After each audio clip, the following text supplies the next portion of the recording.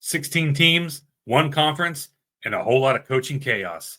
Since Texas and Oklahoma left, the Big 12 has evolved with a new cast of characters.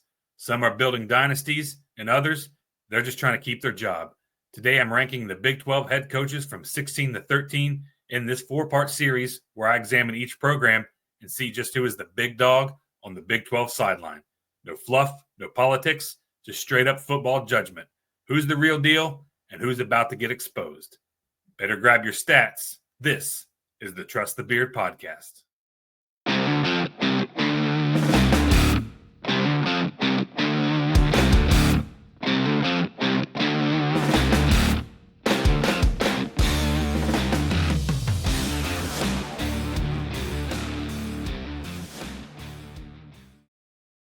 When it comes to evaluating head coaches in the Big 12, I didn't want to look at just surface level stats. I kind of wanted to build a system that balances career accomplishments with recent performance. And so across all levels of football and really the FBS, I wanted to kind of get all that information together. So I used two tiers of criteria. I'll show you right here. So one on the left side there, it's kind of an all levels metric. So these kind of reflect the coach's full body of work, including time spent at lower divisions or non-FBS programs. So we've got your career wins and win percentage.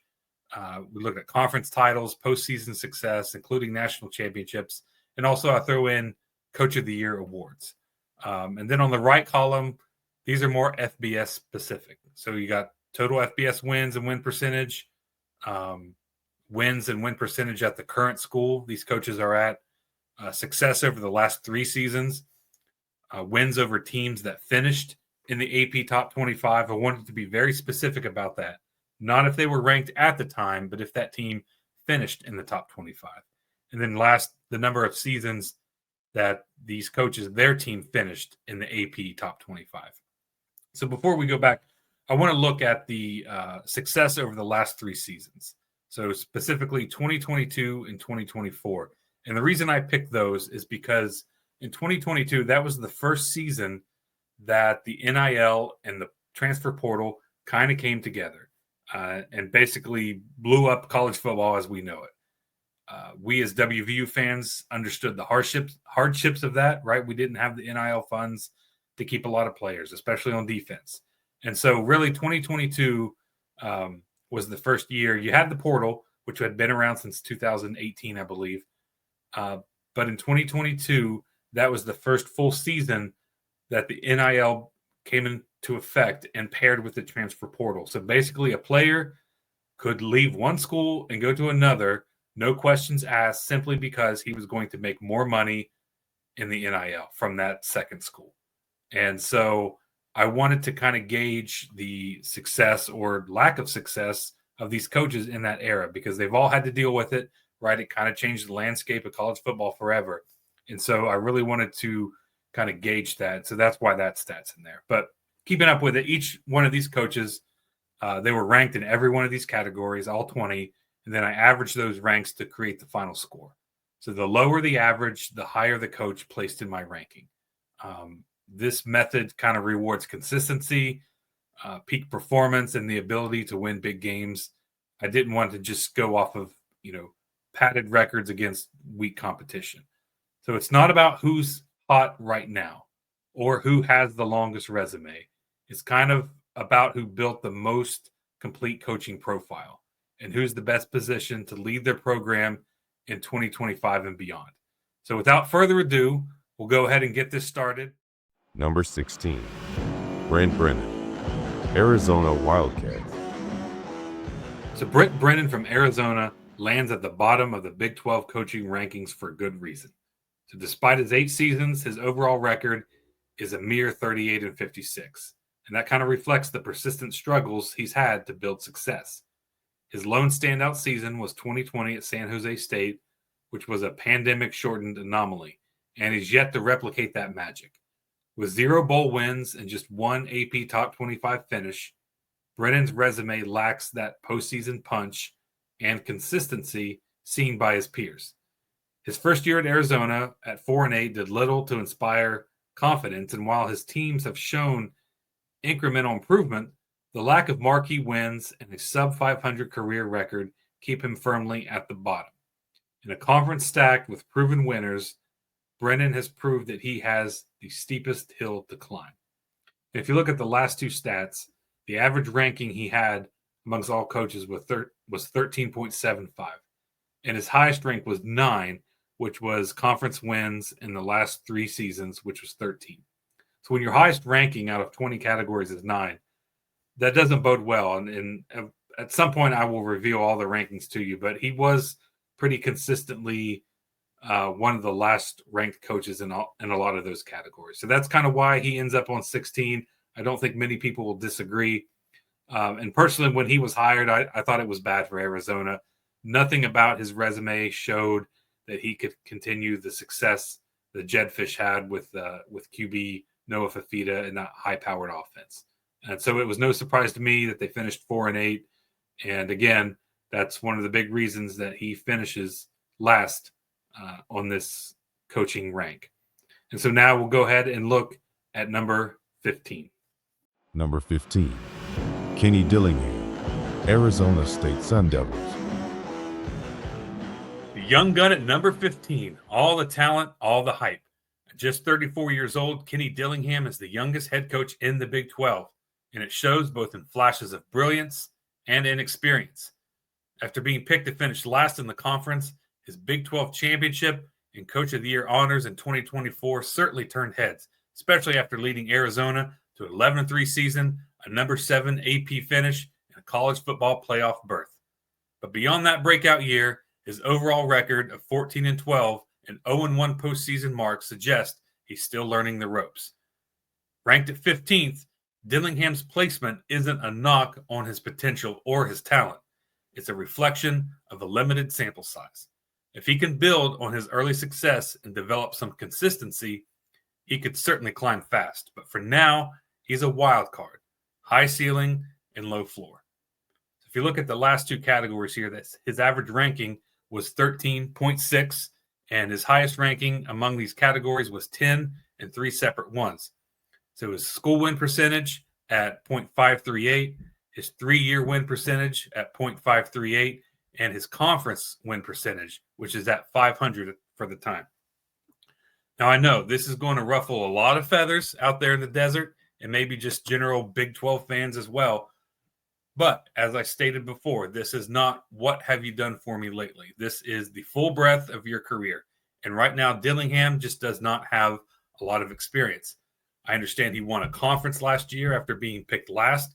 But if you look at the list of coaches, all but 3 of them in this conference have won a conference title somewhere along the line in their career. So he's not really separating himself from that aspect. Now, if this was a list about whose stock is the highest, he probably would be at the top, or at least one of the top 3 or 4 or 5.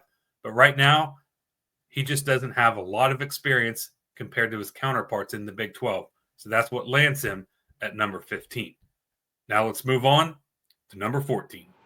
Number 14, Scott Frost, UCF Knights.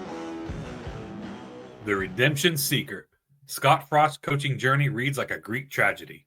Meteoric rise, crushing fall, and now a quest for redemption. His 2017 season at UCF was nothing short of legendary. 13-0, a Peach Bowl win over number 7 Auburn, and 8 Coach of the Year awards, including AP and AAC honors. This year alone earned him a place in college football lore and props him up in this ranking. But his return to Nebraska unraveled fast. 16-31 over 5 seasons, plagued by close losses and unmet expectations. Now back at UCF in 2025, Frost is trying to recapture the magic that once made him the sports golden boy.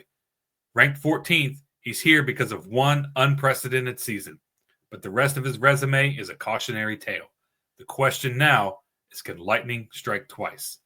So if you look at his average ranking, among all the coaches, it was 12.9. His highest ranking out of all 20 categories was number 1 at his win percentage at the school, which is 0.730. So I do include his time at UCF previously, and that will kind of foreshadow the same thing I'm going to do with Rich Rodriguez, right? That time counts. The coach maybe have moved on, but the school didn't, right? It's still in the same region, still has the same recruiting issues or, opportunities, you could say. But I know this will ruffle a lot of feathers, putting Scott Frost over Kenny Dillingham. But like I said, this is the full scope of your career. And if you were around in 2017, more than anything, Scott Frost was the golden boy. He was it. And even some metrics have them ranked as a national title winner in 2017. I am not one of those, but it does say something about the time he had there at UCF. It was basically a shooting star that faded fast when he went out to Nebraska. But because of that one season, it certainly surpasses anything that Kenny Dillingham has accomplished up to this point. So that's why we put him at number 14. Now let's move on to number 13. You know, we've had a lot of fun this episode. But you know what's not fun? Not subscribing to the Trust the Beard podcast. Don't pull a Darren DeVries and leave me hanging. Do the right thing. Hit that subscribe button. Like this episode. And share it with every couch-burning buddy in Mountaineer Nation. And make sure to follow me on Facebook, X, and Instagram at Earbeard. Number 13, Dave Aranda, Baylor Bears. Dave Aranda is one of the more seasoned minds in the Big 12, entering his 5th year at Baylor with a reputation for defensive brilliance and cerebral leadership. His 2021 season was electric, a Big 12 championship, Sugar Bowl win over number 8 Ole Miss, and a number 5 AP finish that earned him a trio of Coach of the Year honors. But since that peak, it's been a slow descent. A 31-30 overall record and a 1-3 postseason mark reflects a program in flux. Ranked 13th, Aranda's placement speaks to both his tenure and the challenge of sustaining success. He's not a flash in the pan. He's a tactician trying to rebuild, recalibrate, and return Baylor to national relevance. If you look at the last 2 ratings there, his average rank was 12.8 among all coaches, and his highest rank among the categories was 7, with wins at current school with 31. Dave Aranda is kind of like a better version of Neil Brown, right? He checks all the boxes except for wins on the field. Now, he did have one great season in 2021, just like all the previous coaches that we listed, but he's had some problems, maintaining that momentum. And, last year he went 6-3 in the Big 12, 8-5 overall. They finished in the top 5 of the Big 12, but he was 0-3 against the AP top 25. So he's kind of struggled to have signature wins outside that 2021 season. Now, I think it's a guy that everyone likes, right? As I mentioned before, very cerebral. He's a good recruiter. Again, checks all the boxes, but for some reason just can't get it done on the field. Now, if there was a ranking for the hottest seed in the Big 12 coming up in 2025, I think he might be at the top. And so this is really a proving year for him going into year 6, whether he can take Baylor to the next level and keep them there. All right, gang, that wraps it up for the first round of our Big 12 coaching rankings. Coaches 16 through 13. The bottom of the barrel, sure, but even here, every coach brings a story, a challenge, and maybe a chip on their shoulder. Now, I want you to understand something before we move forward. The categories I chose for this series were actually carefully selected to create balance, not just to reward the blue bloods or the stat monsters, but to give every coach a chance to shine in one or more areas. The system gives each coach an opportunity to show their value. Now, here's the big question. How'd I do? Drop a comment and let me know if you agree, disagree, or think I left someone way too high or way too low. But next time, we'll break down the ranks 12 through 9. And trust me, the fire only gets hotter. Remember, subscribe to this podcast, like the episode, follow me on social media, Earbeard, for more Gold and Blue, Big 12, and college football content.